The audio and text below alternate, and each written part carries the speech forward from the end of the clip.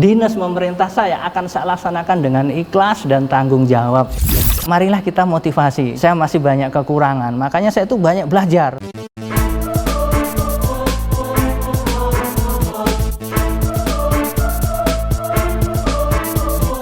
Tentara rakyat, tentara pejuang, tentara nasional, tentara profesional. Salam prajurit, salam merah putih. Welcome back to podcast Puspen TNI. Halo Sobat TNI yang gagah dan penuh dedikasi, yang saat ini masih melaksanakan tugas operasi maupun non-operasi. Semoga selalu dalam keadaan sehat dan tetap semangat tentunya. Sobat TNI, baru lihat saya kan? Saya Kartika. Saya menggantikan Mbak Lena, Mbak Vicky, dan Pak Syam. Karena Mbak Lena sedang ada tugas khusus, Mbak Vicky sedang pendidikan, dan Pak Syam sedang ada tugas khusus. Terima kasih masih setia menyaksikan kami pada podcast Puspen TNI.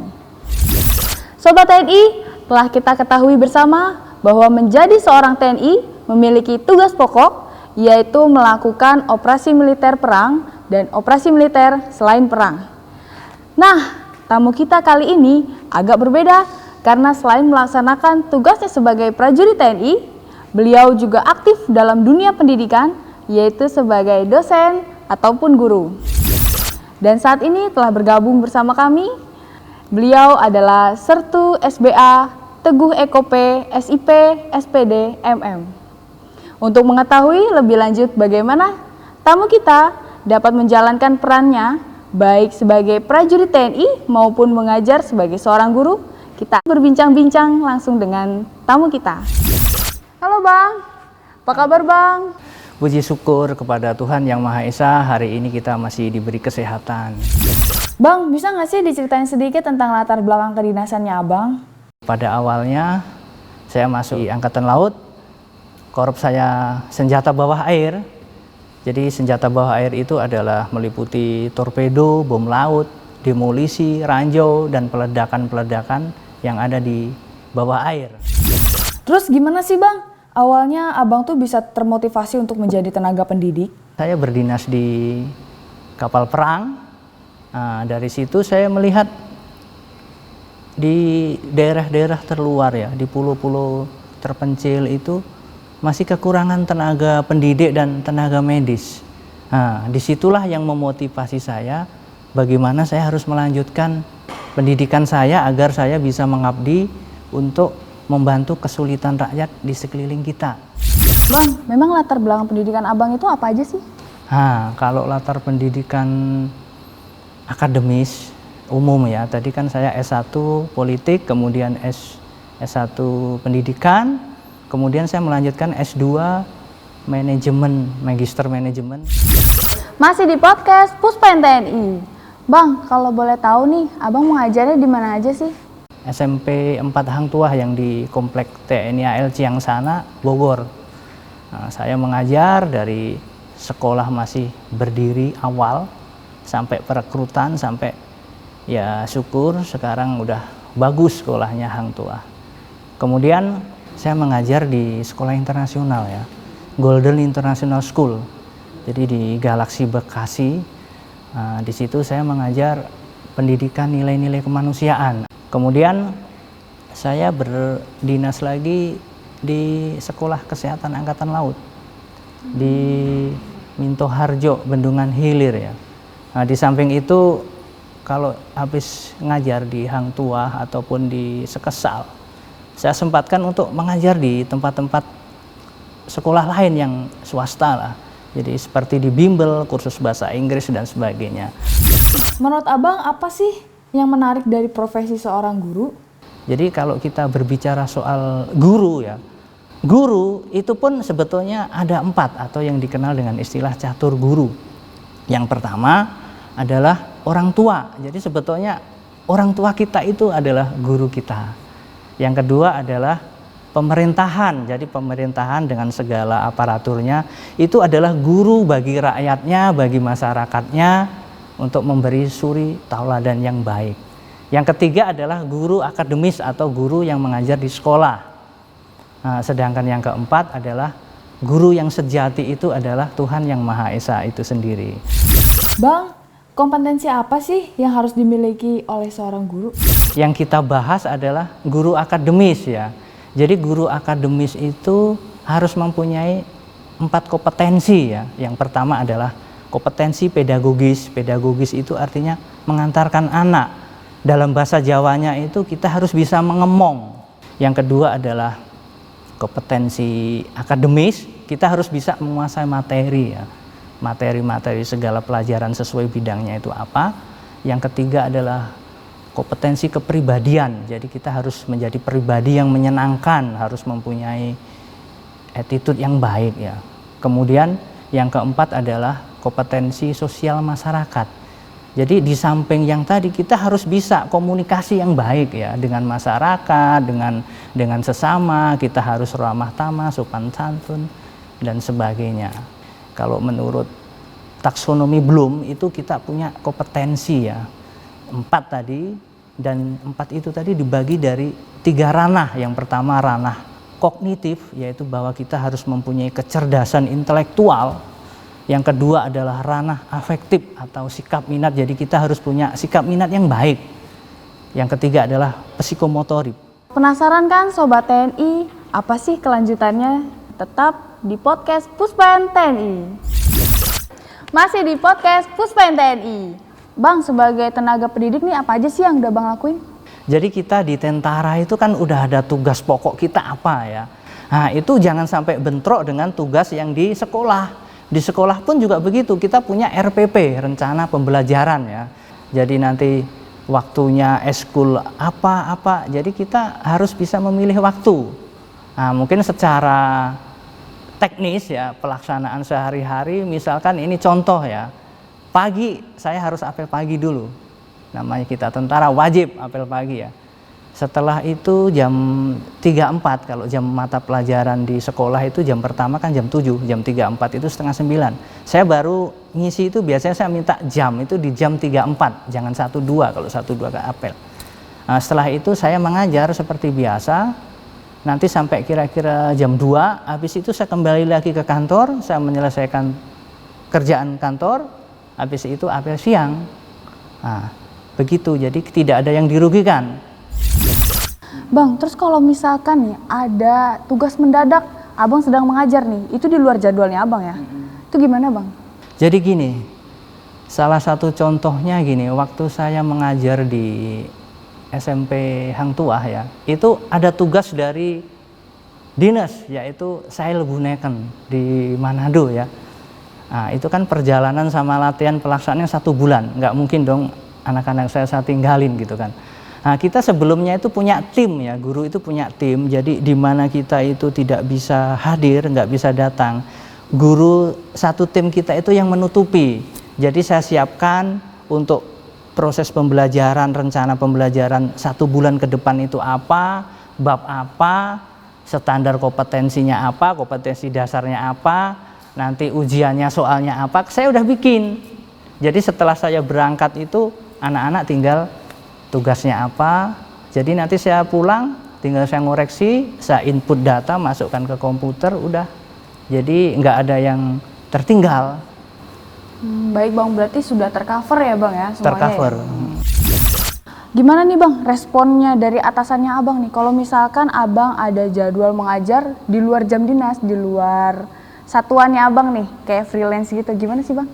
Jadi gini ya, kalau mengajar di sekolah tentara ya seperti di Sekesal, di ini biasa jam dinas. Tapi kalau untuk mengajar di luar jam dinas hari Sabtu Minggu itu saya biasanya untuk mengajar di kampus-kampus. Jadi kampus-kampus itu kan sekarang banyak yang kelas karyawan ya, kelas ekstensi ya.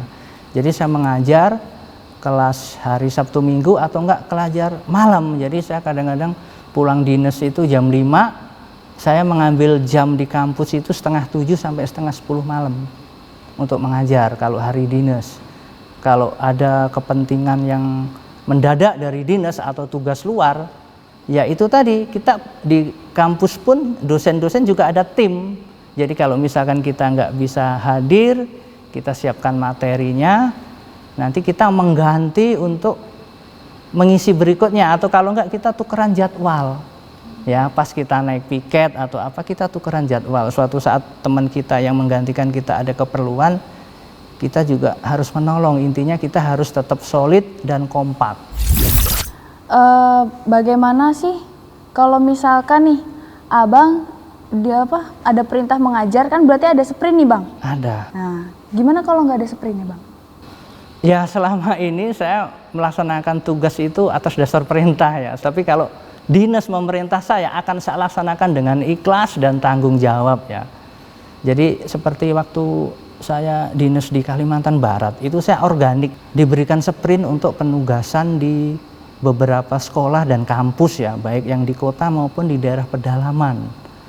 Nah, teknisnya ya kita harus tadi manajemen waktu, manajemen lokasi, kira-kira kita pas tugas di mana. Kalau kita misalkan di daerah perbatasan ya kita ditempatkan di sekolah-sekolah perbatasan, kalau kita di kota ya ditempatkan di sekolah kota. Intinya kita itu akan membantu dan menghandle segala kekurangan ya untuk mengisi tenaga pendidikan. Kalau yang di luar dinas ya, di luar sprint, kalau hari Sabtu Minggu dan di luar jam kerja kan kita bebas ya. Yang penting kita nggak mengganggu dinas, jadi tanpa sprint pun nggak masalah. Tapi kalau jam dinas memang harus ada sprint. Kalau misalnya abang sedang mengajar nih, apa sih bang kendalanya? Ya kalau kendalanya secara umum sih nggak ada. Namanya seorang guru itu apapun resiko, apapun itu kita harus hadapi ya. Cuma mungkin untuk seperti sekarang ini, misalkan kita pembelajaran jarak jauh ya terus terang ya kendalanya mungkin perangkatnya ya atau sarana prasaranya. Jadi mungkin masalah kuotanya, masalah paket datanya apa dan sebagainya. Jadi kita sebetulnya kalau didukung dengan perangkat-perangkat yang memadai itu kita juga ada lebih bagus gitu loh. Sama seperti kita waktu mengajar di daerah terpencil, di daerah tertinggal, di sana mungkin sarana prasarannya kurang, sehingga kesadaran masyarakat untuk mengenyam dunia pendidikan itu masih kecil ya. Jadi mungkin kalau ke depan kalau sarana prasarannya ditingkatkan, kita juga lebih bagus. Jadi mungkin kita mau sekolah harus nyebrang naik perahu dulu kan, kalau ada jembatannya kan lebih cepat, atau mungkin mau belajar komputernya nggak ada gitu kan. Jadi mungkin ya itu tadi sarana prasarana sama ini ya kemampuan skill ya untuk kita tingkatkan, mungkin itu ya. Bang, abang tuh mengenyam pendidikan itu di dalam negeri kah atau di luar negeri kah? Saya masih banyak kekurangan, makanya saya tuh banyak belajar dan saya selalu minta arahan, masukan dari senior, termasuk junior pun kalau memang itu masukan bagus, saya harus belajar sama junior, gak masalah. Jadi kalau pendidikan di dinas ya, yang sudah saya alami yaitu pendidikan sekolah menyelam, ya, habis itu sekolah montir, sekolah internet, terus pendidikan dasar intelijen, terus habis itu pendidikan pembina rohani, terus habis itu pendidikan jurnalistik kan. Di Puspen ini orang penerangan harus punya kemampuan jurnalistik. Nah, kalau di luar negeri itu waktu penugasan ya saya di Libanon. Jadi saya menjadi wakil dari negara Indonesia untuk belajar di headquarter. Jadi kalau di sana mabes ya. Jadi di sana pun ada pendidikan. Kalau kita keadaan aman, tidak ada perang, kita terus pendidikan. Salah satunya yang saya ikuti adalah induction training fuel management system. Jadi di sana itu masalah fuel ya, bahan bakar itu diatur atau di manajemen dengan sistem komputerisasi ya. Jadi yang begitu canggih untuk menghindari kecurangan-kecurangan dan penggelapan. Abang mendapat kesempatan juga dong untuk memperkenalkan budaya Indonesia. Jadi kita itu kalau nggak perang, nggak menjaga perdamaian, tugas kita itu memperkenalkan misi budaya. Kita ada kegiatan CIMIC ya. CIMIC itu kayak di sini kayak Civilian Military Corporation. Jadi kayak TMMD lah, ABRI masuk desa gitu kan. Lah itu kita memberikan pelajaran sama anak-anak sekolah sana. Yang kedua memberikan pelajaran kebudayaan, memperkenalkan. Yang ketiga memberikan pelayanan kesehatan. Nah, salah satu contohnya yang pernah kita lakukan yaitu kita sebagai pelatih tari kecak. Ya, jadi saat kegiatan mungkin ada event medal perit atau apa, kita pentas di sana.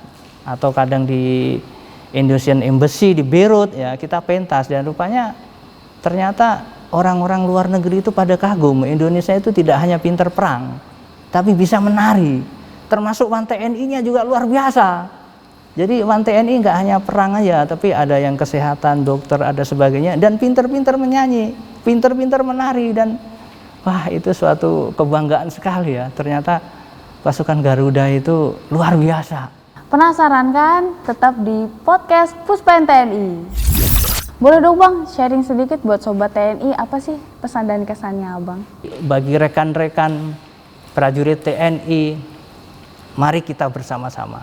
Kita belajar.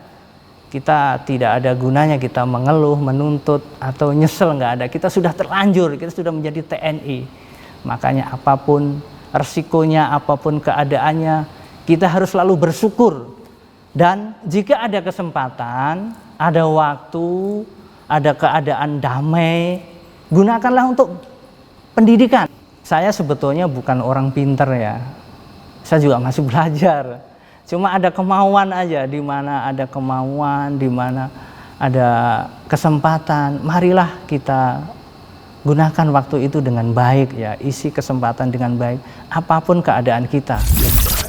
Terima kasih Bang atas obrolan kita hari ini. Semoga apa yang sudah kita bahas dapat menambah motivasi bagi Sobat TNI ya Bang. Ya, saya juga mengucapkan terima kasih. Saya mohon maaf kalau ada kata-kata yang kurang berkenan. Intinya tidak ada maksud untuk menggurui siapapun. Mari kita berusaha untuk menjadi lebih baik. Don't forget to like, comment, share, and subscribe pada channel YouTube Puspen TNI. Sekian dari kami, sampai bertemu pada episode selanjutnya. Sampai jumpa, salam merah putih.